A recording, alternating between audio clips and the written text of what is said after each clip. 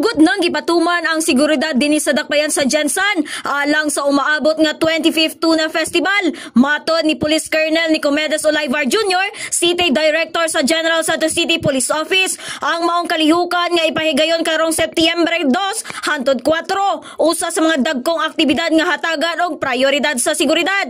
Gikumpirma ni Colonel Olivar nga 130 ka mga pulis ang ipakatab sa nagkalaing-laing lugar sa syudad aron masiguro ang kahapsay o kaluwasan sa tibok yugto sa kalihukan. Napuntay 130 foot sa atong Tuna Congress. So total mga almost 1,200 atong ipakatag ng mga pulis sa maong event sa dakong Tuna Festival ug Tuna Congress. So apil ang mga pulis ng bias na? Apil na. Kay morag 700 rato ana. Wala na napay atong mga police station dito kabiyan.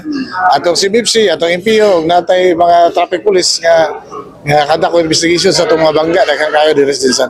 Di panguluhan ni Chairman nga si Ken Rigteng ang 25th National Tuna Congress. Nagtubong sa pagpangita og mga paagi aron mas mapaligon ang industriya sa tuna sa nasod. Giila kini nga dakong plataporma alang sa mga leader sa sektor, mga policy makers o ubang pang stakeholders aron makigbahin sa diskusyon kabahin sa mga hagit o oportunidad nga nagatubang sa industriya karon. Gilauman nga ang mga diskusyon mamahimong makadabang paghatag og direksyon sa padayon nga kalambuan sa sektor sa tuna. Og mao kanang report gikan dinhi sa Oval Plaza, kini si Bombo Irish Lusurata para sa the #1 and most trusted radio network in the country, Bombo Radio Philippines. Basta Radio, Bombo.